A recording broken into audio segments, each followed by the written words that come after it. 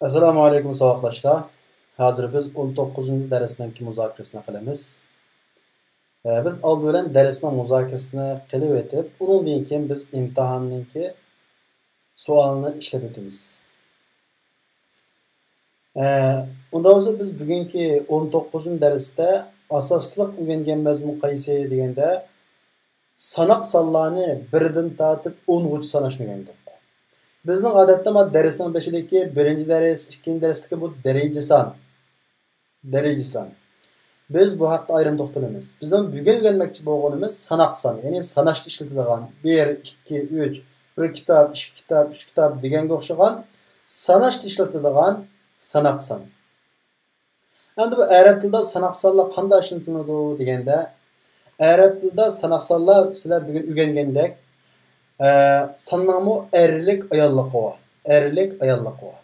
Endi bu erlik ayollik bunu işletemdiq deganda yo'q, bu unda emas. Bu odatdagi sifat ya boshqa narsalarga o'xshash erlik bunda ishlatilmaydi. Oldi bilan biz sonlar bilan bir tunishib chiqsak, masalan erlik shakldagi sonlar bir boshlasak, birinchidan 1 deganni deymiz vahidun, 2 deganni ithnani, 3 deganni thalathatun, thalathun, thalathun, 4 deganni arba'un, 5 deganni khamsun, 6 deganni sittun, 7 deganni sab'un, 8 deganni thamani, 9 deganni tis'un, 10 deganni asharun deymiz. Ashrun, shin sukun qilgan ashrun deymiz. Mana bu sanoq sonlarning 1dan tortib 10gacha bo'lgan eylik shakli. Ya'ni eylik shaklda oxirida nima yo'q, 3dan tortib 10 qadar oxirida ta'vumisa bu eylik son bo'ladi. Masalan, eylik shakldagi son erga ishlatiladigan son emas. Eylik shakldagi son. Masalan, thalathun, arba'un oxirida nima yo'q, kichikda yo'q. 1 2 cho, wahidun erlik, ithnani ayollik. Ithnani erlik. Endi buni ayollik uchun desa 1 2 da wahidatun oxirgi kichiklarni qo'ysak bo'ladi. Ithnanda ithnatani, nundan keyin ta'dibini qo'yamiz. Ithnatani 2 degan bo'ldi, bu ayollik shakldagi. 3dan tortib 10 qadar qanday bo'ldi deganda, shu sonning oxirgi kichiklarni qo'ysak, bu ayollik o'zgaradi. Thalathatun, arba'atun, khamsatun, sittatun, sab'atun, thamaniyatun, tis'atun, asharatun. Ma'u ashrunda erlikda shin sukun qiladi. Asharada ayollikning ta'si olganda shin nima qiladi? Zabar qiladi. Asharatun, ashrun. Ma'u farqi diqqat qiling. Endi biz bu sonlarni erlik ayollik deb ayirdik. Bu erlik ayollik deb ayirganligimiz mush erlikni erlarni sanash uchun ayollikni ayollarni sanashni ishlatamdiq deganda unda emas. Qat'iy unda emas. Qanday ishlatamiz deganda 1 2 da 1 2 degan sonda mas holatda erlarni sanash uchun erlik shaklda, ayollarni sanash uchun ayollik shakldagi sonni kelamiz. Masalan, bir o'g'il o'quvchi demoqchi bo'lsak nima deymiz? Talibun wahidun deymiz. Bir qiz o'quvchi demoqchi bo'lsak-chi, talibatun wahidatun. Demak, sonni qanday shaklda? Ayollik shaklda. Mana bu 1 2 da shunday mas holat keladi. 2 o'g'il o'quvchi demoqchi bo'lsak, talibani ithnani. 2 qiz o'quvchi demoqchi bo'lsak, talibatani ithnatani. Mushu bo'yicha bo'ladi. Demak, 1 2 da qanday qiladi?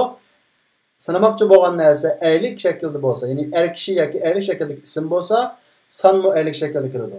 Sanamoqchi bo'lgan narsa ayol kishi yoki ayollik shakldagi oyoqlari kichik ta bo'lgan, mushunda qolib qolsa, ayollik shakldagi nima keladi? Ayollik shakldagi son keladi. Mushu bo'yicha. Endi 3dan tortib 10 qadar qanday bo'ldi deganda 3dan tortib 10 ga qadar dal aksichi bo'ladi. Ya'ni sanamoqchi bo'lgan narsa er kishi yoki erlik shakldagi ism bo'lsa, ayollik shakldagi son kelamiz. Buningda sanalg'uchi ko'plik shundaqla sondan keyin keladi. Masalan, 3 o'g'il o'quvchi demoqchi bo'lsak nima deymiz? Old bilan sonni kelamiz. 1 2 da old bilan sanalg'uchini kelamiz. 3dan tortib 10 qadar sanalg'uchini oxirida ko'plik shaklda kelamiz. Qanday bo'ladi? Biz 3 o'g'il o'quvchi demoqchi bo'lsak, biz bu yerda sanamoqchi bo'lgan narsa o'g'il erlik bo'lg'achqa sonni qanday kelamiz? Ayollik shaklda. Ayollik şekilde qanday kelamiz? Oxirida taba şekilde. Nima bo'ladi? Salasatu tullabin bo'ladi. 3 o'g'il o'quvchi bo'ladi. 3 qiz o'quvchi demoqchi bo'lsak-chi, 3 degan ko'p shunday bo'lib, shuning uchun bunga ko'pchilik shaklda kelamiz. Nima bo'ladi? Talibatin bo'ladi. Talibat. Endi biz sanamoqchi bo'lgan narsa qiz o'quvchi, ya'ni ayollik shaklda. Bunda bo'lgan vaqtda san qanday keladi? Erlik shaklda keladi. Ekscha. Erlik shaklda qanday keladi? Kichik ta'sis holatda keladi. Nima bo'ladi? Salasu talibatin. Mana 10 qadar shunda bo'ladi. Demak, 3 dan tortib 10 qadar sanalg'uchi bilan san qarama-qarshi holatda sanalg'uchi erlik bo'lsa, san ayollik, bilan sanalg'uchi ayollik bo'lsa, san erlik, ya'ni ta'sis holatda keladi deymiz. Mana bu sanning qoidasi. Masalan, 5 o'g'il o'quvchi demoqchi bo'lsak, sanamoqchi bo'lgan narsa o'g'il, ya'ni er kishi. Unda bo'lgan ekan san qanday keladi? Ayollik. Ayollik kelishi qanday shakli? Tavrin. Khamsatu tullabin. 5 qiz o'quvchi demoqchi bo'lsak-chi, khamsu ta'sis holatda erlik shaklda keladi. Khamsu talibat. Demak, san 1-2 da masalatda 3 dan tortib 10 qadar aks keladi. Sen shuncha oldi bilan sanninki erlikini bir o'rganisizlar, ayollikni bir o'rganisizlar. Uningdan keyin uning qoidasini ko'rsizlar. Men bugungi dars grammatika ko'rsatmasida ko'rsatgandek, ya'ni 1-2 da erlikni, ayollikni 3 dan tortib akscha, erlikni bilan ayollikni, ayollik bilan erlikni sanaymiz. Bu shaklda ko'rsatib qo'ydim.